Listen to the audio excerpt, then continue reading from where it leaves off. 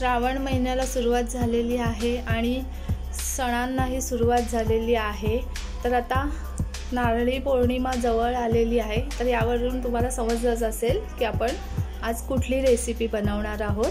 तर hi hello नमस्कार, तुमचं आपल्या यूट्यूब चॅनलमध्ये खूप खूप स्वागत आहे। तर आज आपण बनवणार आहोत नारळी करंजा। तर जास्त वेळ न घालवता चला सुरुवात करूया आपल्या आजच्या रेसिपीला।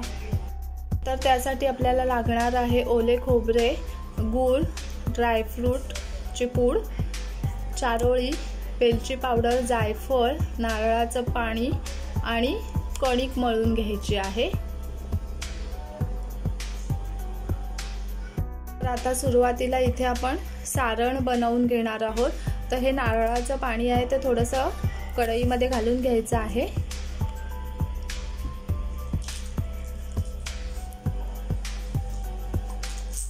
आणि यामध्ये अर्धा कप बारीक चिरलेला गूळ घालून घ्यायचा आहे। तर या कपाचंच मेजरमेंट घेतलेलं आहे। आता मध्यम आचेवरती गूळ वितळून द्यायचा आहे।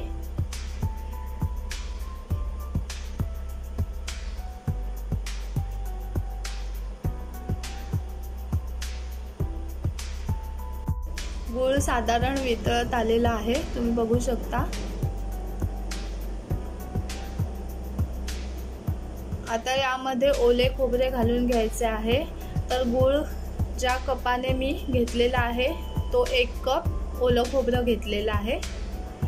ह्या कपाचं मेजरमेंट आहे।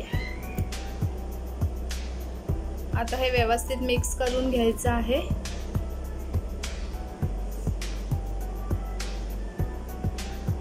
आता यामध्ये मी ड्रायफ्रूटची पूड बनवलेली आहे ती घालून घेते। तुमच्या आवडीप्रमाणे तुम्ही घालू शकता, तुम्ही ड्रायफ्रूटचे तुकडेही घालू शकता आणि हे छान व्यवस्थित मिक्स करून घ्यायचं आहे। गूळ पूर्णपणे वितळला पाहिजे।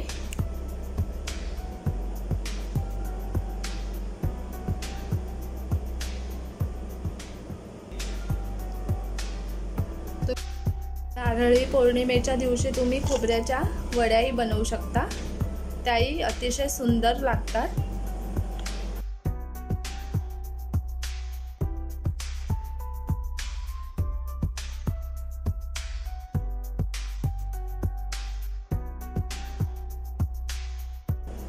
सारण मध्ये मध्ये असं चमच्याने हलवत राहायचं आहे, कारण गूळ पूर्णपणे वितळला पाहिजे आणि सारण ही ते ओलं खोबरं आहे त्याच्यामुळे शिजलं पाहिजे। तर ही संपूर्ण प्रोसेस मंद आचेवरती करायची आहे।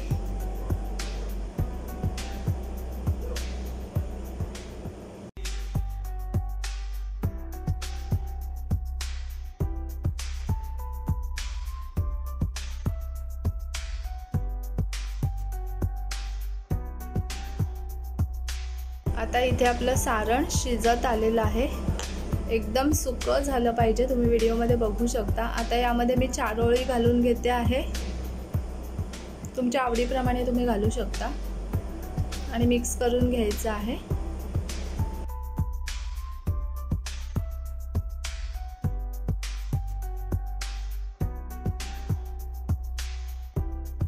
आता यामध्ये आपण वेलची पावडर घालून घेणार आहोत आणि चिमूटभर जायफळ पावडर घालून घेणार आहोत। याच्यामुळे छान स्वाद येतो। तुम्हाला जर आवडत नसेल तर तुम्ही नाही घातली तरीही चालू शकते आणि हे व्यवस्थित मिक्स करून घ्यायचे आहे।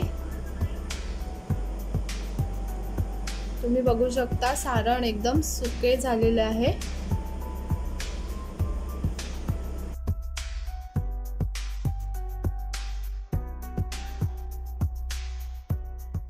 आता हे आपण एका भांड्यामध्ये काढून घेऊया आणि थंड करून घेऊया।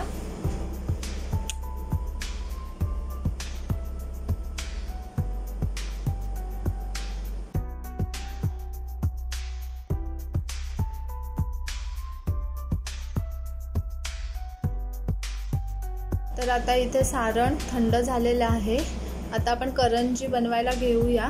तर त्याच्यासाठी कणिक एकदम पातळही मळायची नाही आणि एकदम घट्टसरही मळायची नाही आहे।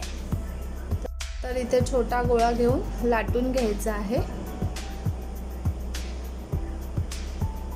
एकदम पातळही नाही लाटायचं आणि एकदम जाडही नाही।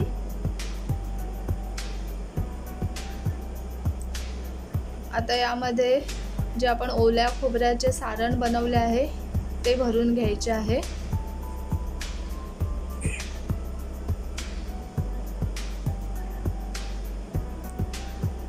आणि अशी बंद करून म्हणजे फोल्ड करून घ्यायची आहे। पाणी वगैरे लावायची काही गरज नाही आहे, कारण आपण गव्हाच्या पिठाची करंजी बनवतो आहे। आणि कातणीने कापून घ्यायची आहे अशी बाजूनी, जशी आपण दिवाळीत मैद्याच्या करंज्या बनवतो त्याच प्रकारे बनवायची आहे, पण ही गव्हाच्या पिठाची बनवायची आहे। अशा प्रकारे आपल्याला सर्व करंज्या बनवून घ्यायच्या आहेत।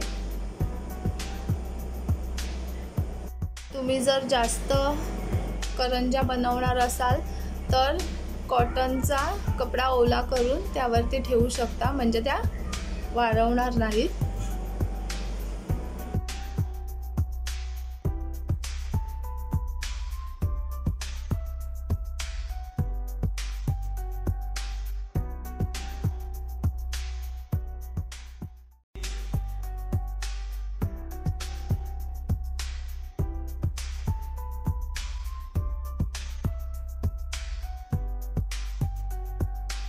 तर अशा पद्धतीने इथे आपल्या सर्व करंज्या बनवून झालेल्या आहेत। आता इथे कढईमध्ये तेल गरम करून घेतले आहे।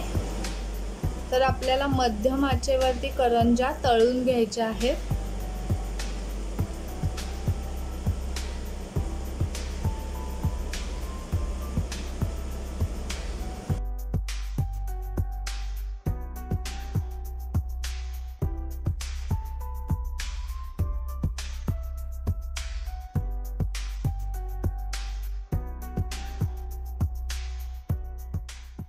आता झाऱ्याने उलट्या पालट्या करून घ्यायच्या आहेत।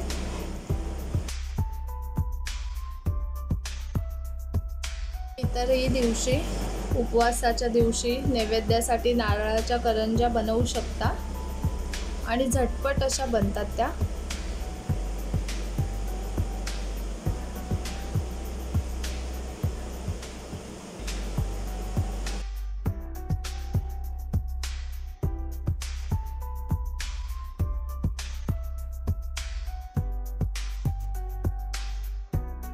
आता इथे आपण ताटामध्ये काढून घेणार आहोत।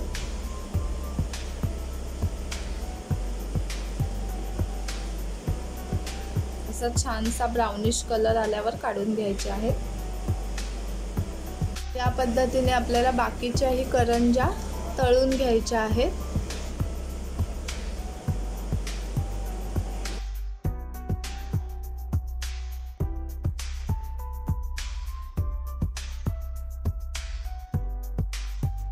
आता आपल्या नारळी करंज्या बनवून तयार आहे।